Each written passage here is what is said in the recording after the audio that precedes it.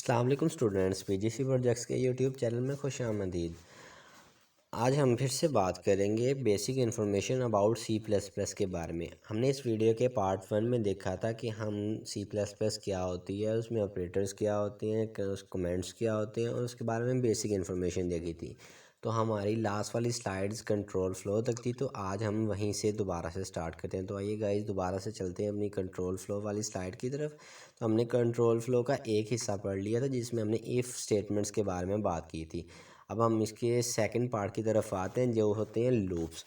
A loop is use for executing a block of statement repeatedly until a certain condition is satisfied. तो हमारे पास loop use की जाती हैं किसी भी एक ब्लॉक ऑफ कोड को रिपीटली एग्जीक्यूट करवाने के लिए। तो इसका मतलब बार बार कंटिन्यूसली रन करवाने के लिए, कब तक? जब तक एक कंडीशन सेटिस्फाइड रहती है, मतलब एक कंडीशन जो हमारे पास है वो ट्रू रहती है, तब तक हम इसको बार बार एग्जीक्यूट करवाते रहते हैं। तो इससे हमें क्या फ़ायदा होता है कि हमें एक कोड को, एक लाइन को मल्टीपल टाइम नहीं लिखना पड़ता। हम लूप यूज़ करते हैं और उसमें उस कोड को लिख देते हैं जिससे वो लाइन हमारे रिक्वायरमेंट्स के मुताबिक मल्टीपल टाइम एग्जीक्यूट हो जाती है। तो अब लूप्स की कुछ टाइप्स होती हैं जिसमें हमारे पास 3 तरह की लूप्स आती हैं: while loop, do while loop और फॉर लूप। तीनों का काम बिल्कुल सेम होता है, कोई फ़र्क नहीं होता, बस इसमें लिखने का इनका थोड़ा स्ट्रक्चर डिफरेंट होता है। बट जो सबसे ज़्यादा प्रेफरेबल लूप है वो होती है हमारे पास फॉर लूप, क्योंकि इसका स्ट्रक्चर सबसे ज़्यादा इजी है, समझने में आसान है। तो इसलिए हम फॉर लूप को प्रेफर करते हैं। अगर आप फॉर लूप के बारे में जानना चाहते हैं तो आप डिस्क्रिप्शन से इसका लिंक पिक कर सकते हैं जिसमें हमने फॉर लूप के बारे में बहुत अच्छे से तफसील से बताया हुआ है। तो आप वहां से फॉर लूप को अच्छे से समझ सकते हैं। अब चलते हैं अरेज की तरफ, क्योंकि अरे हमारा सी प्लस प्लस में एक बहुत इंपॉर्टेंट टॉपिक है। तो अब थोड़ी सी इसके बारे में बात करते हैं। An array is a collection of same type elements that can be individually referenced by using an index to a unique identifier। तो हमारे पास array क्या होती है? वो कलेक्शन होती है सेम टाइप एलिमेंट्स। अरे में सेम डाटा टाइप के एलिमेंट्स होते हैं जिनको हम सेपरेटली जानते हैं उनके इंडेक्स की मदद से। अब हमारे पास इंडेक्स क्या होता है ये देख लेते हैं। तो हाँ, सबसे पहले देखते हैं कि अरे का सिंटैक्स क्या है।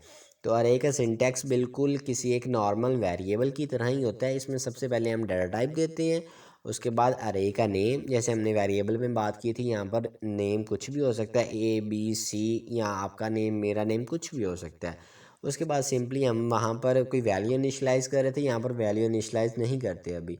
इसमें क्या करते हैं, हम ब्रैकेट्स लगाकर उसके बाद हम अपने यहाँ पर अरे का साइज़ दे देते हैं। ठीक है, तो ये हमने यहाँ पर 10 लिखा हुआ है, तो इसका मतलब हम बताना चाह रहे हैं कि एक 10 नंबर्स की अरे बन जाए। इसमें इंडेक्सेस होंगे 0 से लेकर 9 तक। 0 पहला इंडेक्स होगा और 9 लास्ट वाला होगा। तो इस तरह से हम अरे को क्रिएट कर सकते हैं। अब अरे दो तरह की होती है, एक होती है 1D अरे और एक होती है 2D अरे। 1D अरे जो हमने यहाँ पर यूज़ की हुई है, जिसमें एक दफ़ा ब्रैकेट लिखी है और एक ही दफ़ा उसका 10 साइज लिखा हुआ है। अगर 2D हो जाए तो हमने इस हिस्से को यहाँ से लेके यहाँ तक दोबारा लिख देना है और उसका कोई साइज़ इनिशलाइज कर देना। आप 10 कर दें या 20 कर दें, जो आपकी मर्ज़ी है वो कर दें, तो वो आपकी 2D अरे बन जाएगी। तो इस तरह से हम अरे को सी प्लस प्लस में यूज़ कर सकते हैं। अब बात करते हैं सी प्लस प्लस में पॉइंटर्स क्या होते हैं। तो गाइज़ इसके बारे में बात करने से पहले मैं आपको ये बताना चाहूँगा कि पॉइंटर सी प्लस प्लस का एक बहुत अहम यूज़ है। सी प्लस प्लस इनफैक्ट बाकी लैंग्वेज जैसे जावा हो गई, सी शार्प हो गई, भी और एनी अदर लैंग्वेज, उसमें पॉइंटर्स को मैक्सिमम यूज़ किया जाता है, क्योंकि पॉइंटर्स जो है हमें डाटा हैंडलिंग, डाटा स्ट्रक्चर में मैक्सिमम हेल्प आउट करते हैं। इससे हम एक ही जगह पर स्टोर डाटा को बार बार असेस कर सकते हैं। तो आप देखते हैं कि यहाँ पर डेफिनेशन क्या लिखी हुई है। In C++, a pointer refers to a variable that holds the address of another variable। तो C++ में पॉइंटर्स यूज़ किए जाते हैं किसी और वेरिएबल के एड्रेस तक रसाई हासिल करने के लिए। अब किसी और वेरिएबल के एड्रेस को हम क्यों कैप्चर करते हैं? ताकि हमें किसी और वेरिएबल की वैल्यू मिल सके। It is use to access the value of a pointed variable. इसमें हम किसी और वेरिएबल की वैल्यू को हासिल करने के लिए पॉइंटर्स को यूज़ करते हैं। अब इसका सिंटैक्स क्या है? इसका सिंटैक्स में बिल्कुल एक नॉर्मल वेरिएबल की तरह ही होता है, बस इसमें दो चीज़ें छोटी छोटी सी चेंज होती हैं। वो क्या है अभी हम देख लेते हैं। सबसे पहले यहाँ पर इसके रिटर्न डाटा टाइप आती है। ये डाटा टाइप बिल्कुल आपकी सेम होनी चाहिए जिस वेरिएबल को आप पॉइंट आउट कर रहे हैं। उसके बाद आपने एक स्टार लिखना होता है। इससे हमारी C++ लैंग्वेज को ये पता चल जाता है कि ये एक पॉइंटर है। उसके बाद आपने लिखना होता है पॉइंटर का नेम, जैसे वेरिएबल का लिख रहे थे तो मैंने यहाँ पर PTR इसलिए लिखा ताकि ये रिप्रेजेंट करे कि पॉइंटर है।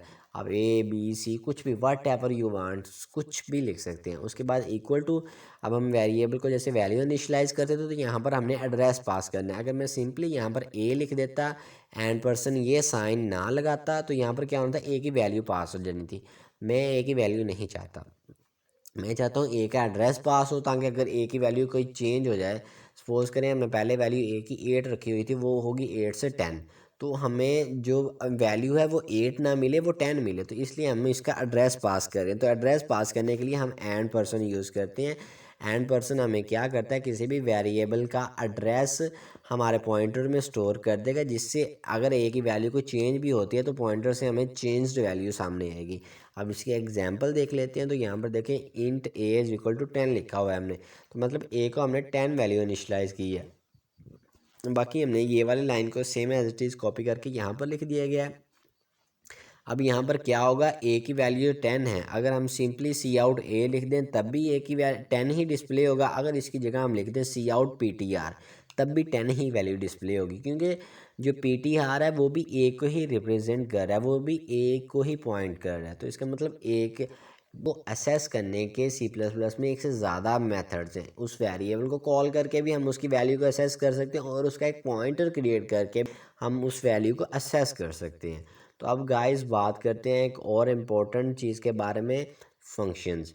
तो C++ में फंक्शंस क्या होते हैं, इसको अब uh function is a block of code which only runs when it is called.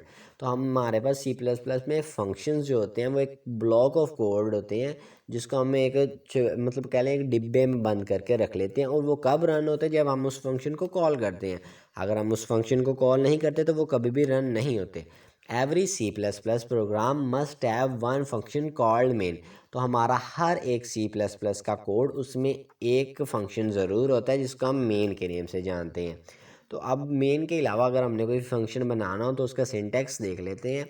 तो सबसे पहले इसकी रिटर्न डाटा टाइप आएगी, जैसे यहाँ पर मैंने वॉइड लिखी हुई है, आप इसकी जगह इंट लिख सकते हैं, कुछ भी लिख सकते हैं जो आपकी रिक्वायरमेंट्स होंगी।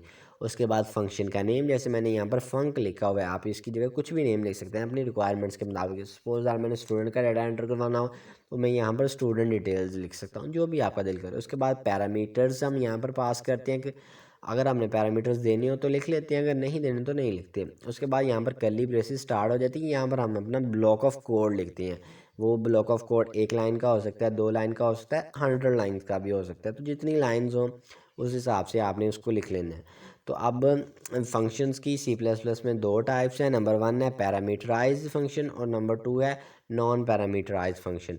पैरामीटराइज में क्या होता है कि हम यहाँ पर कोई पैरामीटर पास कर देते हैं। नॉन पैरामीटराइज में क्या होता है कि यहाँ पर कोई भी पैरामीटर नहीं पास किया जाता। तो सिंपली अगर मैं इस हिस्से को खाली छोड़ दूँ तो इसका मतलब ये नॉन पैरामीटराइज फंक्शन हो जाएगा। अगर इसमें मैं कोई पैरामीटर दे दूँ तो वो पैरामीटराइज हो जाएगा। तो ये C++ में फंक्शन होते हैं जो ख़ास किस्म के ब्लॉक ऑफ कोड होते हैं, जो तब एग्जीक्यूट होते हैं जब हमें उसकी ज़रूरत होती है, मतलब जब हम उसको कॉल करते हैं वो तब एग्जीक्यूट होते हैं। अगर हम उसको कॉल ना करें तो वो कभी भी एग्जीक्यूट नहीं होते। उसके बाद बारी आ गई क्लासेस की। C++ को मतलब C से C++ में शिफ्ट होने की एक बेसिक वजह क्लासेस का कंसेप्ट था। क्लासेस के कंसेप्ट को इम्प्लीमेंट करने के लिए C++ को एक्सटेंड करके C को एक्सटेंड करके C++ बना दिया गया। तो अब देखते हैं कि क्लासेस है क्या। अ class in C++ is user defined type. तो इसका मतलब क्लास हमारे पास एक डाटा टाइप है जिसको यूज़र डिफाइन करता है, which declare with the keyword class, जो कि डिक्लेयर की जाती है क्लास के कीवर्ड की मदद से, that has data and functions and as its members. तो क्लास में दो चीज़ें होती हैं, एक होता है उसका डाटा मतलब वेरिएबल्स, और दूसरे होते हैं उसके फंक्शंस। तो इसका मतलब वेरिएबल्स और फंक्शंस के मजमूमे को हम एक क्लास बोलते हैं। Whose access is governed by the 3 access specifier. तो इसमें 3 असेस स्पेसिफायर्स होते हैं, कौन कौन से, public, private, protected. Public, private, protected, ये तीन स्पेसिफायर्स को यूज़ करके हम डिफ़ाइन करते हैं कि क्लास का कौन सा मेंबर कौन से होते हैं इसके, डेट वेरिएबल्स और फंक्शंस। तो क्लास का कौन सा मेंबर कैसे क्लास के बाहर एक्सेसिबल है। अगर वो प्राइवेट है तो इसका मतलब वो क्लास का ज़ाती वेरिएबल है, ज़ाती मेथड है, वो क्लास के बाहर एक्सेसिबल नहीं होगा। अगर वो प्रोटेक्टेड है तो वो उस क्लास में और उसके साथ चाइल्ड क्लास में एक्सेसिबल है। अगर वो पब्लिक मेथड है तो वो कहीं पर भी हम क्लास के बाहर कहीं पर भी उसको असेस कर सकते हैं। तो इसके मतलब कुछ ऐसे एग्जांपल ले लेते हैं कि जो हमारे पास पब्लिक मेथड्स होते हैं उनको यूज़ करते हैं हम मेन मेथड्स में। मतलब क्लास को एक क्रिएट कर लेते हैं, उसके बाद उसको मेन मेथड में कॉल कर लेते हैं, जिसकी मदद से हम पब्लिक मेंबर्स को, क्लास के पब्लिक मेंबर्स को मेन में असेस कर लेते हैं और डाटा को इंसर्ट कर देते हैं या कोई भी अपडेशन का एक्शन परफॉर्म कर लेते हैं। तो by default access to members of a class is private. तो बाय डिफ़ॉल्ट किसी भी क्लास के जो डाटा मेंबर्स होते हैं वो प्राइवेट होते हैं। इसका मतलब अगर आप या कोई भी असेस स्पेसिफायर यूज़ नहीं करते तो क्लास बाय डिफ़ॉल्ट समझ लेती है कि मेरे प्राइवेट मेंबर्स हैं, तो मैं ये किसी को असेस नहीं दूंगी इनकी। अब इसका सिंटैक्स क्या है, सबसे पहले क्लास का कीवर्ड आएगा, उसके बाद क्लास का नेम, जैसे वेरिएबल का name what ever you choose कर सकते हैं हम, ए हो सकता है, बी हो सकता है, अब कोई स्पेसिफिक हो सकता है। जैसे मैंने स्टूडेंट की बात की थी तो मैंने स्टूडेंट का अब क्लास बनानी है तो मैं यहाँ पर स्टूडेंट लिख सकता हूँ, कुछ भी लिख सकता हूँ। उसके बाद क्लास मेंबर्स का मतलब इसके वेरिएबल्स, फंक्शंस जो कि इस कर्ली ब्रैकेट में लिख दिए जाएंगे और उसके बाद एक लास्ट पर सेमीकोलन आ जाएगा। तो इस तरह से हम C++ में क्लासेस क्रिएट कर सकते हैं। तो गाइस आज का लेक्चर बस इतना ही है। आज के लेक्चर में हम लोगों ने देखा कि C++ लैंग्वेज क्या है, किसने बनाई, कब बनाई, और उसके बाद मेन कंपोनेंट्स के बारे में देखा जो कि C++ को एक हाई लेवल लैंग्वेज बनाते हैं। उसके साथ साथ हमने ये भी बात की कि C को C++ में एक्सटेंड करने का मकसद क्या था, ताकि उसमें ऑब्जेक्ट ओरिएंटेड प्रोग्रामिंग ऊप के कंसेप्ट को इम्प्लीमेंट किया जा सके। तो ये एक बेसिक मेथोलॉजी है, एक शॉर्ट क्वेश्चन के तौर पर भी आपको आ सकता है कि सी से C++ में क्यों गए, और C++ में हमने ऊप के कंसेप्ट को कैसे इम्प्लीमेंट किया था, वो क्लासेस और ऑब्जेक्ट्स को यूज़ करके इम्प्लीमेंट किया था। क्लासेस में हमने पब्लिक, प्राइवेट, प्रोटेक्टेड मेंबर्स देखे। तो इस तरह से हम अपनी क्लासेस को डिक्लेयर कर सकते हैं। अपने C++ की कोडिंग से हम बेहतरीन प्रोग्राम बना सकते हैं। तो गाइज़ आज के लेक्चर में बस इतना ही। हमारे यूट्यूब चैनल को लाइक, सब्सक्राइब एंड शेयर करना ना भूलिएगा। Thank you very much guys. Allah.